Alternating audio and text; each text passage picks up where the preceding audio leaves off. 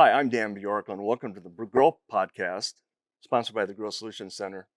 With me today is Scott Ahrenholtz, Regional Sales Manager for Landus. Scott, it is wet out there. Yes, it is. What is going to be the impact on the nitrogen we put on last fall with all this wet weather? Yeah, Dan, that is the $1 million question. But like you said, a lot of the nitrogen was applied last fall.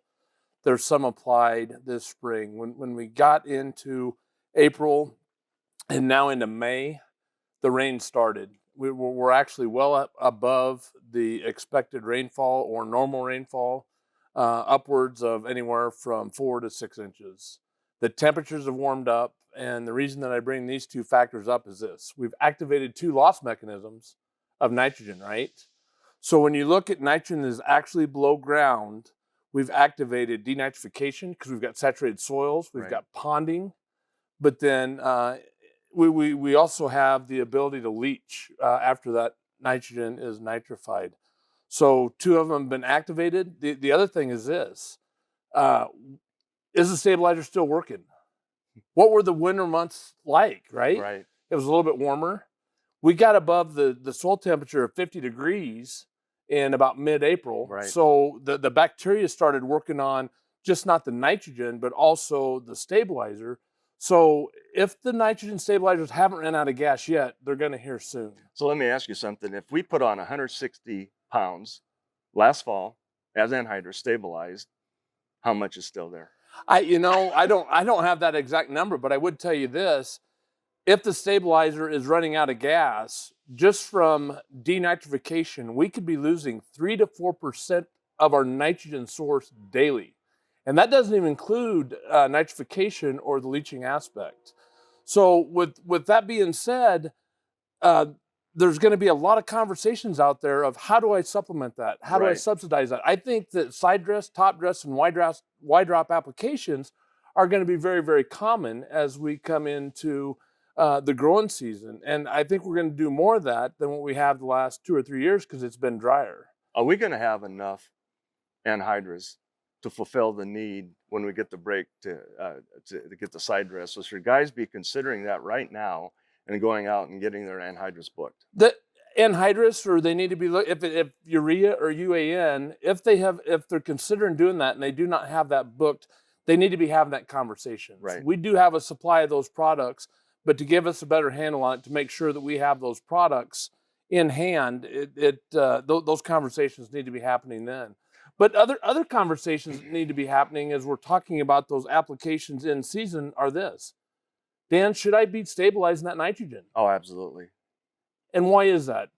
Because right now we've got soil temperatures warm, the microorganisms that convert it over are plentiful, and as soon as it goes into the ground, they're going to start switching it over. And we don't even know how long this weather pattern that we have is going to continue. We could get a break and go ahead and put some side dress on and have it converted almost immediately if it's not protected. Agreed. I like to illustrate why we need to stabilize in-season applications this way. When you look at a corn plant, greater than 75% of the nitrogen utilized by that plant is utilized after V10, right? So if we're applying nitrogen at V3, V6, V7, we still need to hold it in the stable form to where the plant can utilize it later on. So hands down, we still need to stabilize those. It's just as important to stabilize that as it is our fall or early spring applications. For these podcasts and when we do our virtual agronomist information videos, we try to educate people. So I'm going to throw one right out of left field at you. Yep. And this is going to be a real curveball. What about the genetics that our guys planted? Are there differences in genetic utilization of nitrogen, and are some genetics late season after that V10 nitrogen hogs more than others? There are, and that is a great point. So when you actually look at the genetics that makes up those hybrids, there are actual male lines that are going to respond differently to nitrogen. So if you actually look at the geography, actually genetics that actually come from the south, right, are going to respond a lot greater to nitrogen. They're going to have a higher yield potential, but they're going to respond greater to that. You look at genetics that actually come from the eastern part of the United States. When hybridization actually started coming around, those are going to utilize more nitrogen than products that actually come from the West. So the moral of the story is this, Dan. As you're looking at how to manage in-season nitrogen applications, get with your seed dealer, sit down with them, and make sure that you're prioritizing which ones are going to have a greater response from that. You might apply all acres, but there are some products out there that are going to require more. And I was going to tell the guys that we have done a lot of training the last 3 years with our account leads at Landus on these different genetic types. And what's interesting is the last 3 years we've been very, very dry.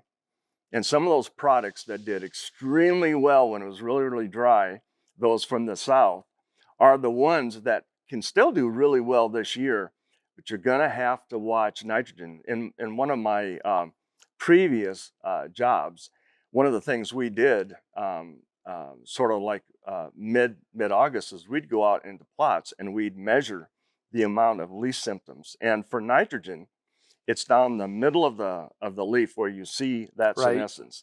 And we would count those and see which ones had the most leaves up to the ear leaf.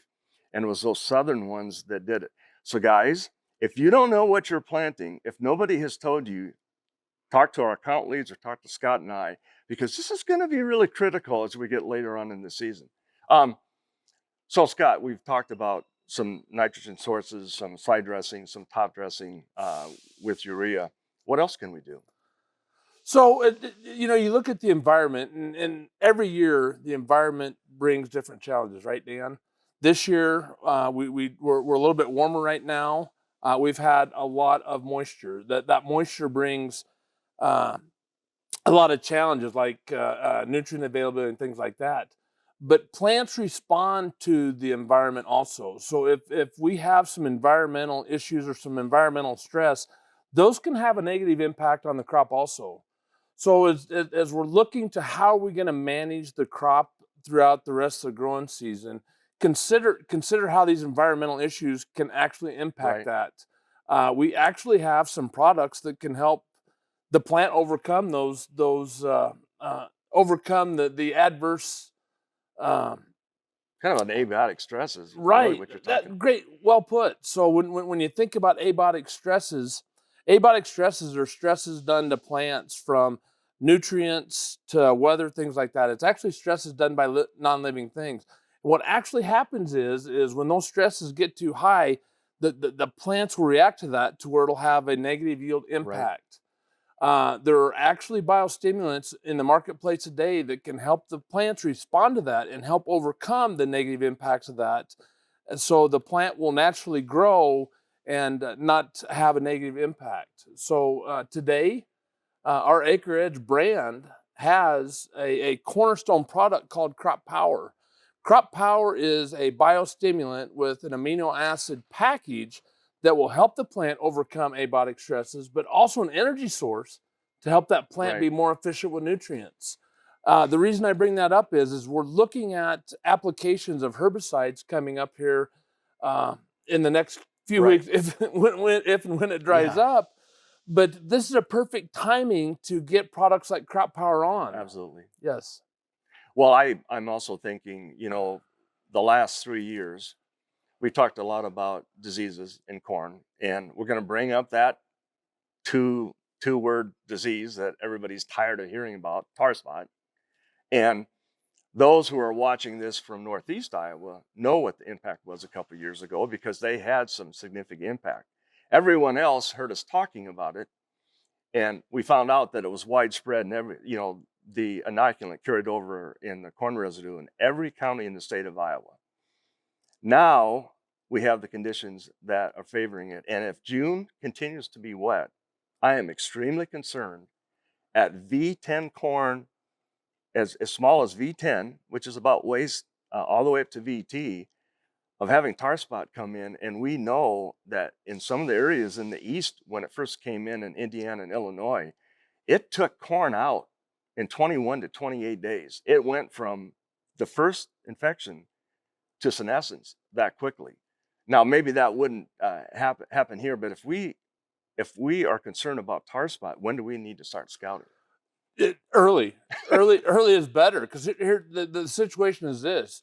To your point, the earlier tar spot infects our corn, the bigger the yield impact that will come with it. So if it impacts it late, the less. If we have tar spot hasn't reared its ugly head every year because there is an environmental condition that Right. actually stimulates the activity of it. Like you said, the way the year started out, symptoms or the environment seems to be somewhat perfect, and they're forecasting perfect weather for tar spot to be a huge issue. So I would recommend, as we're looking at herbicide applications, as we're getting into the mid-vegetative growth stages, we need to be watching and looking for tar spots.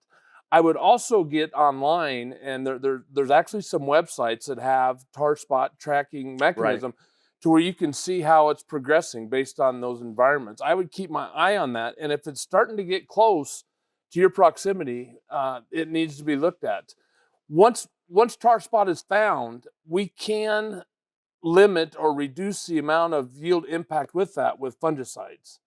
But that application of fungicide needs to be very timely, and it needs to be before that plant gets fully infected.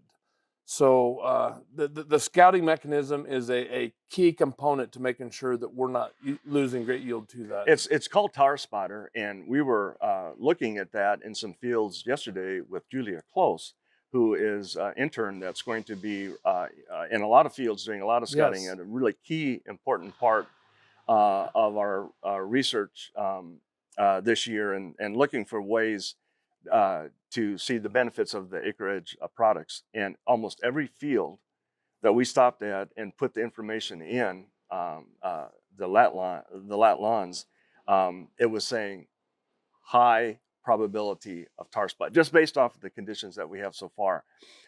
Another disease I'm thinking about, and I believe it was in 2015, somewhere around that time, that time level, we had northern corn leaf blight come in. Yes. And northern corn leaf blight, carries over a similar way, and wet leaves are the way you start getting those lesions to build on the leaves. The other thing is that it likes it a little bit cooler, and we are not weather prognosticators here. No. However, when you look at some of the AI models that they're using today, and some very good people putting out weather models.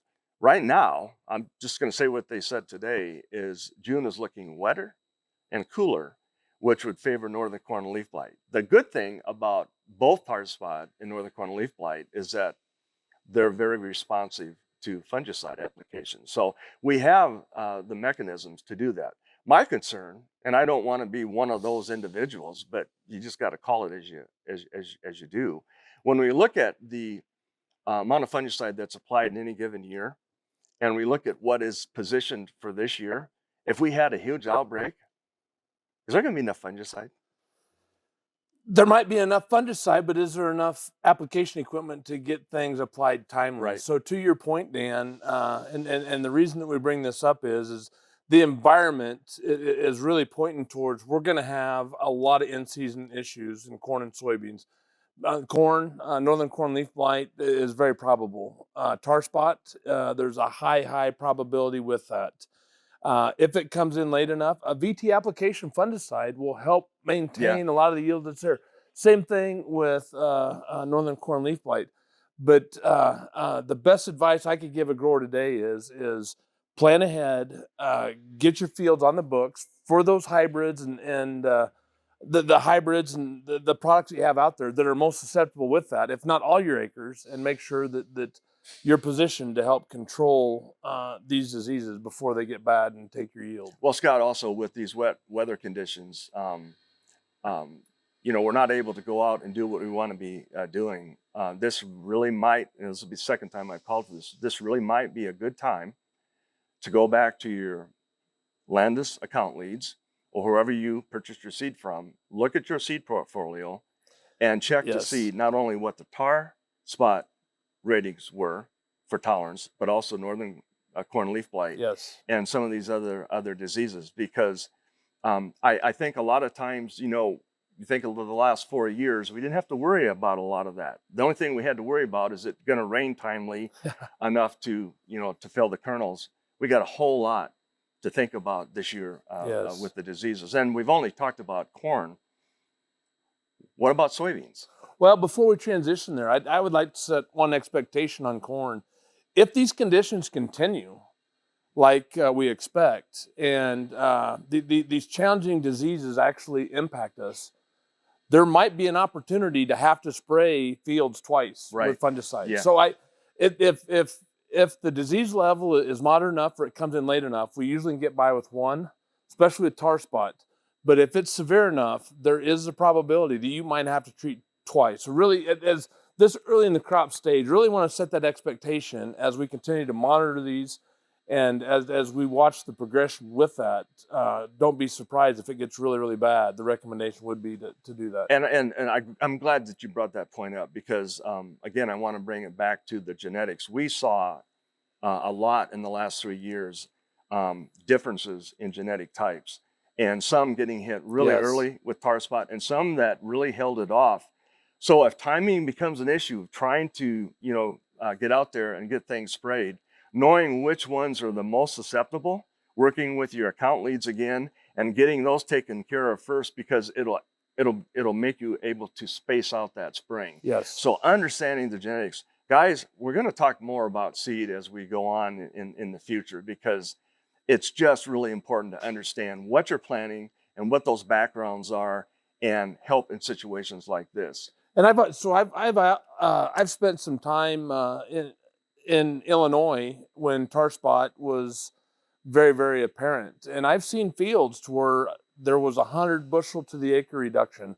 That's why this is so important to identify right now and to make sure that this group, the people that we're talking to today, is looking to plan ahead. Right. Don't overreact, but keep your eye and thumb on the pulse. And if it starts getting bad, we can help put together some plans to get through that. Our job as agronomists are to diagnose, to figure out what's going on, to make recommendations to help either this season or the next season. We don't, want to run around with our hair on fire all the time. Right. And it seems like, we're really calling these things out, but it really is important because we've seen some of these in the past. Let's talk about soybeans. Yeah. We haven't had an issue with soybeans for the last 4 years, but there's an old saying, soybeans don't like wet feet. Scott, what is going to happen to our beans this year? Oh, and Dan, we're already starting to see it, right? Yeah. So a lot of people that have gone out and planted soybeans, even if they've gone out with premium type treatments, we've had some weather events that have produced hail, damage those cotyledon leaves, and we've actually seen to where we've lost a little bit of stand to disease on something that's fully protected. Yeah. I think that's going to continue to progress, and I don't want to take some terms out of your playbook, but when you made this comment in an earlier conversation we had, that with our current conditions, environment we're having today, this soil is a petri dish, right? It's a fungi. Yes. And so, as you know, the caution is this: when we look at conditions, so soil temperatures are in the mid to upper 60s. We've got a lot of moisture. We've got that petri dish. There's going to be consideration, depending on the weather. What do we do with these areas in the field that have ponded out? Right. Do we replant things like that, or do we need to continue to look at our stands because it's already started to come up? And the advice is yes, because that petri dish, we've got warm, wet conditions, Phytophthora, Rhizoctonia. There are seedling diseases that could impact stands further than what we've actually seen today. As you're looking to further manage those into the future, if we're going to replant things like that, I think it's a necessity to have the full treatment on it. Make sure that you've got multiple modes of fungicide on that seed to help keep those fungi and diseases at bay. Well, back in 1993, bring a year that everybody remembers because it was one of the wettest years that we had in Des Moines. They lost their waterworks plant because it flooded out. We didn't use seed treatment as much back then. And I remember a specific case in the Fort Dodge area in Webster County where an individual went out and planted the first time, and they basically damped off. Yeah. The population was so bad he had to wait, had a window of time to go back in, plant it again, didn't use the seed treatment. He did it 3 times. After that, this particular individual used seed treatment, for the rest of the way. And the whole thought was, and you mentioned it, is all these fungi and all these organisms that are below ground, whatever the conditions are that cause their growth to explode, which for the Phytophthora fungus is these warm, wet conditions, and it's like that petri dish that we talked about. So when you think about planting into that, you're planting into something that is, if you don't protect it, you'd probably be better off just not planting at all. Right. And I know we're still early. It's 23rd of May. These ponds are going to go down. We get into June. You can still get some really decent yields with soybeans, even those drowned out ponds.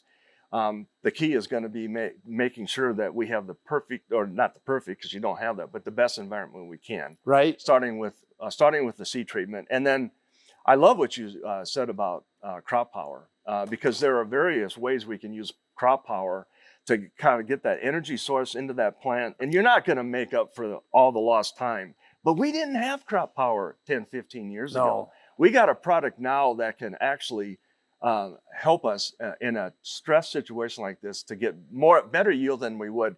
And hey guys, it's easy. You just go out and do your own side by sides. Our talk is cheap. You go out and test it yourself. And what we saw last year, there were really, really good positive results. Dan, to your point, so you look at your comment was this: beans don't like wet feet. We all know that. So we've already started off a couple steps behind what our expectations, what we've had the last few years as far as bean yields. What can we do in the future? We talked about treating the seed. There's still some acres that need to be planted.